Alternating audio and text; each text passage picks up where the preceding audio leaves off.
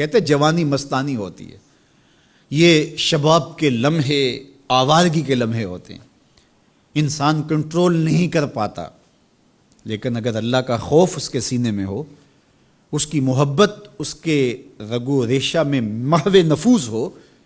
تو پھر جوانی میں توبہ کرنے والے اور جوانی میں اللہ کی رضا جوئی کے لیے کوشاں ہونے والے اللہ کی خاص رحمتوں اور کرم نوازیوں سے مالا مال ہوتے ہیں۔ ارشاد فرمائے ان شبابہ فیما ابلاہ، جوانی کے بارے میں پوچھا جائے گا کہ جوانی کہاں بسر ہوئی۔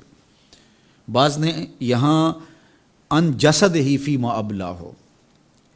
ابن حبان نے اور امام ترمذی نے جو حدیث روایت کی ہے اس میں یہ لفظ بیان کیے ہیں کہ جسم کے بارے میں سوال ہوگا، یعنی جسم کے ایک ایک عضو سے پوچھا جائے گا۔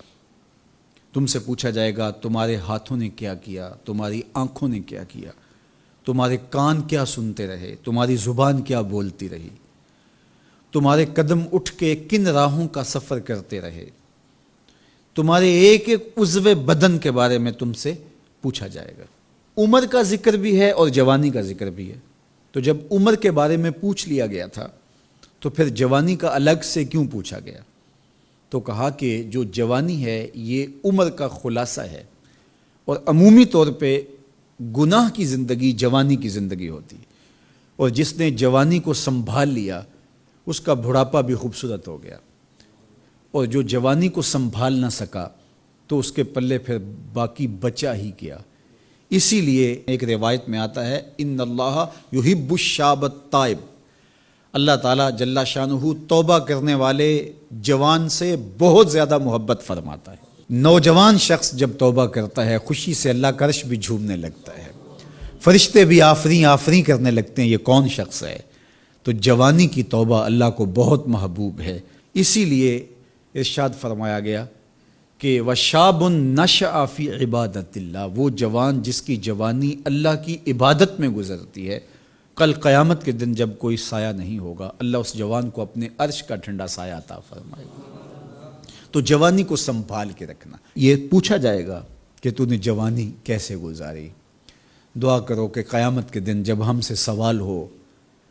تو ہمارے جوان اس کا جواب یہ دے مالک ہماری جوانی سجدوں میں گزری تھی، ہماری جوانی تیرے دین کی نوکری کرتے ہوئے بسر ہوئی، ہماری جوانی قرآن کی دعوت دیتے ہوئے گزری، ہماری جوانی کتاب اللہ کی تعلیم حاصل کرتے ہوئے اور لوگوں تک اس کا ابلاغ کرتے ہوئے بسر ہوئی، ہماری جوانی شرم و حیا کے دائروں میں بسر ہوئی، ہماری جوانی تیرے ذکر میں، تیری یاد میں، تیری محبت میں بسر ہوئی۔ تو وہ جوان جس کی جوانی اللہ کی یاد میں بسر ہوئی ہوگی تو پھر وہ اللہ کو عرض کرے گا کہ مالک جوانی تو تھی، شباب کی جولانیاں تو تھیں، میرے معاصر میرے ہم عمر شباب کی لذتوں میں کھوئے ہوئے تھے، لیکن مالک میری پیشانی سجدے میں تیرے حضور جھکتی تھی اور میری آنکھیں تیرے حضور آنسوں کا خراج پیش کرتی تھیں، پھر میرا مالک اس جوان کو کتنی کرم نوازیوں سے مالا مال کرے گا۔ جوانوں کو جو اس وقت میرے مخاطبین ہیں میں کہوں گا کہ اپنی جوانی کو اتنا ستھرا اور پاکیزہ بنا لو کہ کل حشر کے دن شرمندگی نہ ہو کہ جوانی کو تو ہم سنبھال نہیں سکے، ہم دیوانے ہو گئے تھے، ہماری خواہشات بے قابو ہو گئے تھے، ہم اپنی عصمت کے جوہر کو محفوظ نہ رکھ پائے، ہماری نظروں سے حیا اور شرم کا جوہر اڑ گیا اور ہم آوارہ مزاج چوکوں گلیوں بازاروں اور تھڑوں کے اوپر بیٹھ کے جوانی کے قیمتی لمحے ضائع کیے۔ کہیں یہ جواب نہ دینا پڑے بلکہ اللہ کے حضور ہم یہ کہیں کہ مالک جوانی تو تھی، شیطان بھی پوری طرح سے حملہ آور تھا، لیکن ہمیں تیرے محبوب علیہ السلام کے فرامین یاد تھے، اس لیے جوانی تیری محبتوں کے سائے میں بسر ہوئی۔